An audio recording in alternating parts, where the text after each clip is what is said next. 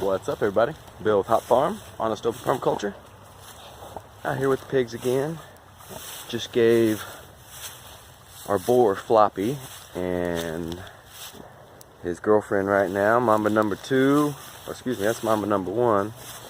Mamba number 2's got babies up the hill. Floppy and Mamba number 1. Another link in their fence. Let me show you guys.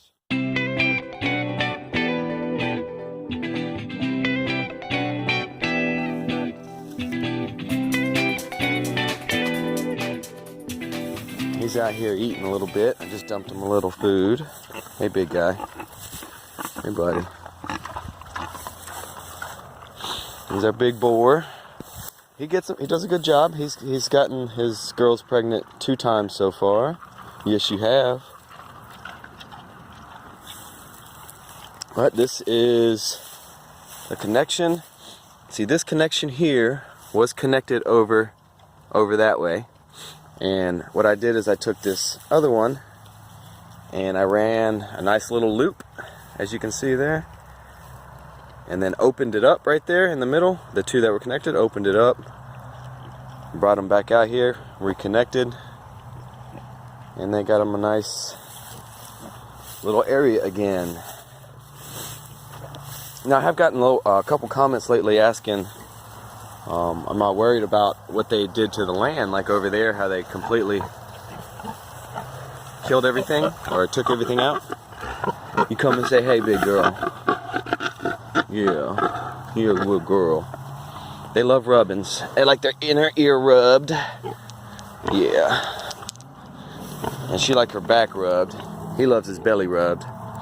But what I was saying about the land is that I'm not concerned about that over there. This field that we're standing in is where I ran 19 pigs, 19 piglets, and the 2 mamas last year. So they did the same thing to the field last year, where they ate all the grass, kind of stomped it in a little bit, turned over some of it. As long as I don't leave them in there too long, they don't kill it completely. Like, I'll give you an example. I had Floppy. Unfortunately, he was by himself for quite a while the 2 mamas were raising their babies. And we're going to walk over here to where he was. And he was probably in this area for, it was way too long. It was a good, most of the winter, and I didn't move him. And as you can see, right around, this is where his house was, right here. And all this area right here, it's not growing, because he completely packed it down and ate everything in sight. And I'm sure his manure and his urine started adding up in places, and you can pretty much see the line here from where his fence was. And he had that tree there, but everything else right outside. If I'd have moved him more, I wouldn't have messed the land up as much there. It's gonna recover. It's gonna need more time to recover. I'm not gonna put any pigs here for probably at least a good year and a half, and let it recover. But if you rotate them and constantly give them fresh pasture, it'll come back every year like this. There's only gonna be certain really hardy plants that are going to be growing over here for a while. But the seeds from these plants, a bunch of milkweed, grasses, their seeds will eventually fall over here and start to repopulate. So I'm not worried, as long as you're a good steward about the pigs and the land. I'm not worried about it. I've learned. I've heard it, I'm watching YouTube videos, watching Joel Salatin, and different other people that have hogs and have big livestock. I heard them talk about it, and now I actually experienced it with this spot where that lean-to is. That lean-to is pretty cool. It's their little house. If I need to move 1 or 2 pigs around in an area by themselves, they can get up under here, stay dry. I always have it facing southward so they get the sun. that's where the sun will be in that house all day long. I'd put straw in there so they wouldn't have to lay on the cold, wet ground.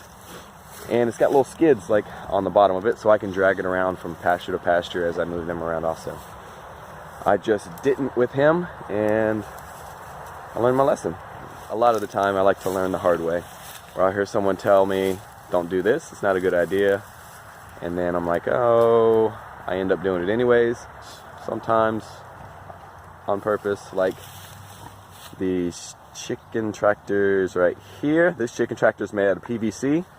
I thought I could figure out how to make them out of PVC and fix the problems everyone else was having. Nope. Take it from me, guys. Don't make chicken tractors out of PVC. Not at least in an area that's going to get to the teens in the winter, and even single digits in the winter. Last year we had a week straight where we were in the single digits here in North Carolina. I just wanted to show y'all how I added a quick new area. Is it good, Mama? And she's enjoying it. She's eating. She's got her salad bar to eat from.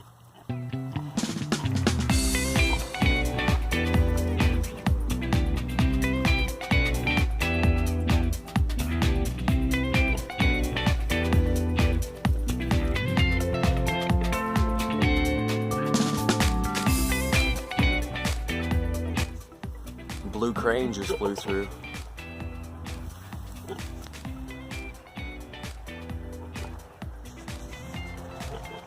Yeah, we got some pretty big blue cranes that come through, and the neighbor's got a pond over there and 2 ponds in the back. He'll come up and try to hunt in those ponds. I'll see him back in the creeks hunting. I've got a small pond, but no aquatic life besides some frogs during the the warmer seasons, and there's turtles and the ducks, and they'll go after the frogs, but there's no frogs right now. It's too cold.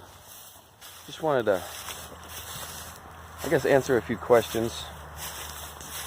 Had some people ask me, or at least a couple of people talk about how I consider pigs being right for a permaculture farm. My answer was that permaculture is a design that from looking at nature. We're looking at nature and we're replicating what the forest does, what nature does, and we're inserting more food producers.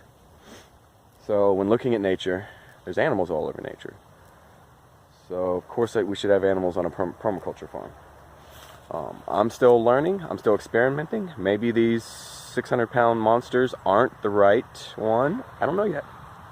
So far for me, they're working okay. Working pretty good, besides the stillborns she had last time. But I mean, as long as you treat the land correctly, rotate your pigs correctly, you're not going to mess the land up. But if you don't have the area for them, then yes, that piece of land that they're on is going to get desertified and turn into a little wasteland. All these little pumpkin skins they've been eating.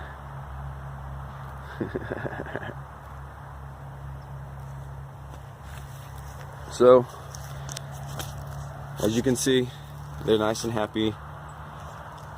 In this little area right here around their shelter, I'm going to throw another bale of straw in there. We might be getting 12 inches of snow this weekend. So I'm going to throw another bale of straw in here for them so they can bury themselves. It's got a roof so they won't be snowed on. Now in this area right here, I may need to start throwing some straw down in this area, because it's a constant walkway from their sleeping quarters out to the field. And I can only move this part of the area for where they don't walk in it so much. Like I can maybe make it tighter in areas so they have to walk in certain areas, but I'm gonna need to throw some straw down and probably seed this area with some stuff. After I get them out of there, it'll be spring before they're done with this area and back in their summer quarters. So I'll probably seed this with some clover, maybe some sort of rye, and of course pumpkins. They're actually planting pumpkins right now for me. All these pumpkin shells that you see that they've been eating, they don't get all the seeds, they miss some of them. Then they step on them and they go in the dirt, and next year, boom, pumpkins come up. In the area that they were just in, there was about 12 pumpkins from last year that they planted. So I'm trying to save some pumpkins so I can, feed them further out and have pumpkins growing all over this field next year also. If you enjoyed this video, make sure you subscribe, like, hit the little bell notification so you know every time I put a video out. Thank you.